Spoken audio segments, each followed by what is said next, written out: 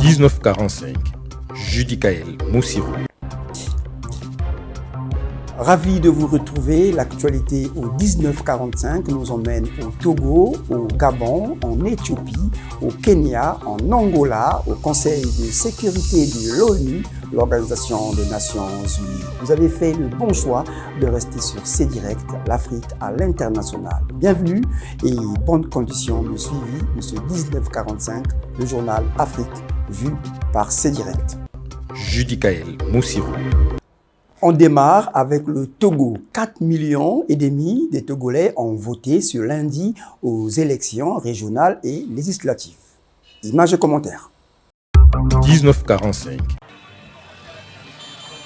Quelques 4,2 millions de Togolais sont attendus aux urnes ce lundi 29 avril pour des élections législatives et régionales.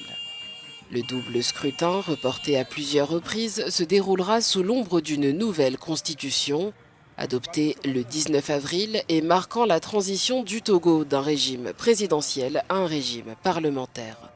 La réforme adoptée par les législateurs stipule que le président sera désormais élu par le Parlement et non par le peuple pour un mandat de 4 ans. Un changement controversé que les opposants craignent permettra au président Faure Gnassingbé de perpétuer le règne de sa famille qui dure depuis des décennies. Alors que l'Union pour la République, le parti au pouvoir, est majoritaire au Parlement, le vote de lundi pourrait permettre à l'opposition de remporter plus de sièges, ce qui renforcerait son poids dans les décisions politiques majeures.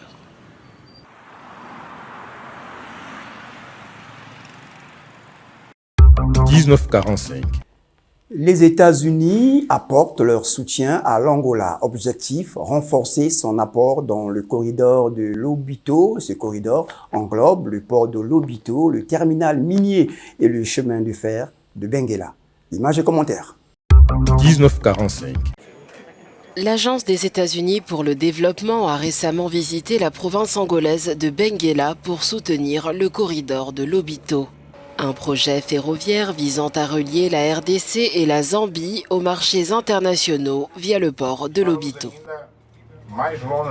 Dans ce contexte, nous croyons que notre corridor de Lobito deviendra une infrastructure décisive pour le partenariat entre les États-Unis et l'Angola, et aussi entre l'Union européenne et notre pays.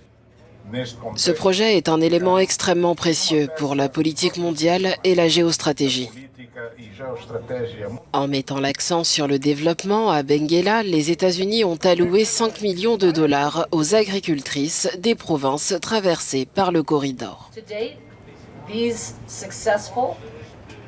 À ce jour, ces appels d'offres publics réussis pour la participation du secteur privé ont permis d'engager des centaines de millions de dollars dans cette région.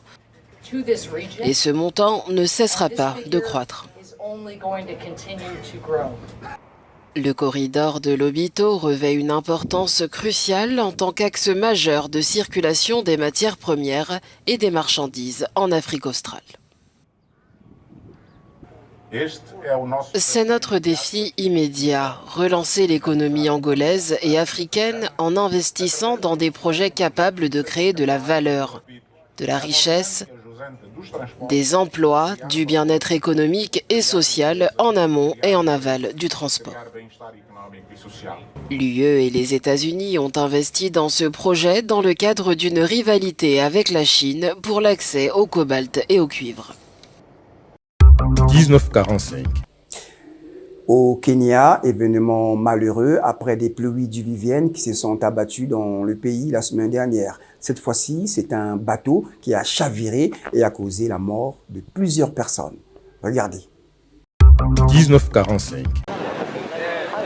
Le bilan des inondations au Kenya continue de s'alourdir après le naufrage d'un bateau qui transportait des dizaines de personnes dimanche sur la rivière de Tana.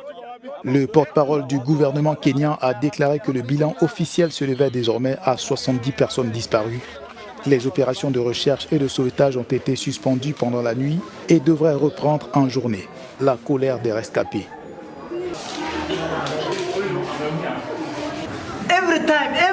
Tous les mois, vous faites des prélèvements après prélèvements. Et où vont tous ces prélèvements alors que vous ne pouvez même pas prendre soin de votre peuple? Vos concitoyens meurent. Combien de personnes ont survécu aujourd'hui? Seuls 25 d'entre nous ont pu être sauvés. Où sont les autres? Pourquoi sont-ils morts? À cause de la négligence du gouvernement. Ce n'est pas à cause de la négligence des gens, c'est la négligence du gouvernement. Alors pourquoi êtes-vous un gouvernement si vous ne pouvez pas aider les gens qui vous ont porté au pouvoir? Pourquoi ne pas démissionner? Nous avons des gens compétents qui peuvent aider ces personnes. Pourquoi des gens meurent-ils dans de telles circonstances alors que vous êtes assis dans vos bureaux et que vous prenez l'argent? In such circumstances, while you are sitting in your offices, taking money. Le vice-président du Kenya a déclaré vendredi que l'État avait réservé 29 millions de dollars aux opérations de secours d'urgence. «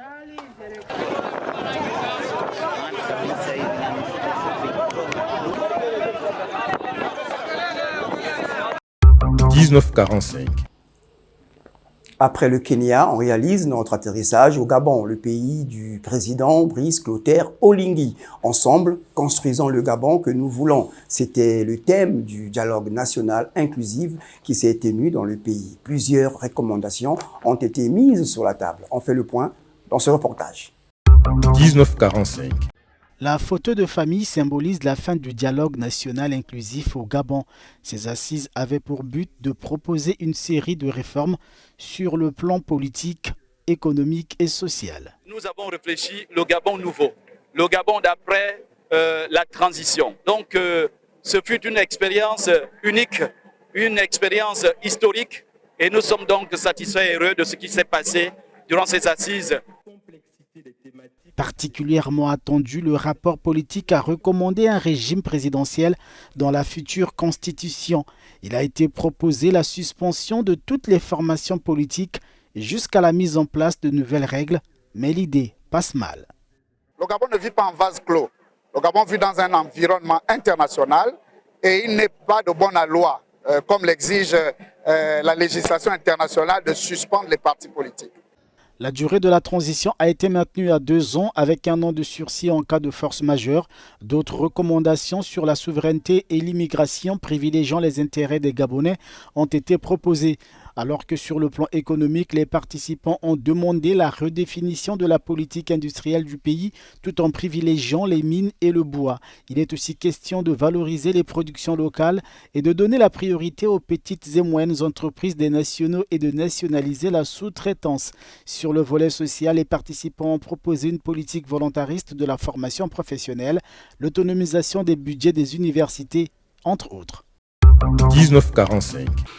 Les chrétiens orthodoxes en Éthiopie ont célébré le dimanche des Rameaux. C'est la plus importante des 9 grandes fêtes liturgiques des chrétiens éthiopiens. Images et commentaires. 19h45. Les chrétiens orthodoxes éthiopiens ont célébré le dimanche des Rameaux le 28 avril dans l'église Antoto Mariam, située à l'extérieur d'Addis Abeba. Le dimanche des Rameaux est dans le calendrier liturgique chrétien, le dimanche qui précède celui de Pâques et qui marque l'entrée de la Semaine Sainte. Cette journée de fête commémore l'entrée triomphale de Jésus-Christ à Jérusalem où il a été reçu avec des feuilles de palmier.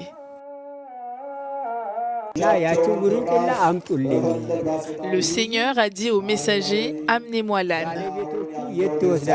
Lorsque les propriétaires de l'âne ont demandé où on l'emmenait, les messagers leur ont répondu que le Seigneur en avait besoin.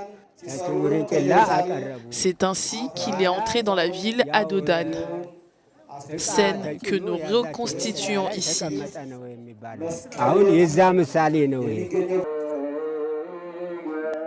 Les fidèles ont débuté la célébration annuelle du dimanche des Rameaux avant l'aube. Ils ont prié pendant des heures, guidés par des prêtres et des diacres. Que notre Seigneur bénisse cette fête de paix, de santé et de joie. Et pour l'année à venir, que la volonté de Dieu soit que nous célébrions avec bonheur et que notre nation soit gratifiée de la paix. Pour cette journée spéciale, un cheval orné symbolisant l'entrée de Jésus à Jérusalem a pris part à la célébration. 19h45. La guerre au Soudan, le Conseil de sécurité s'indigne et condamne des actes de violence réalisés par des belligérants. Une situation très grave qui met en danger des milliers de Soudanais.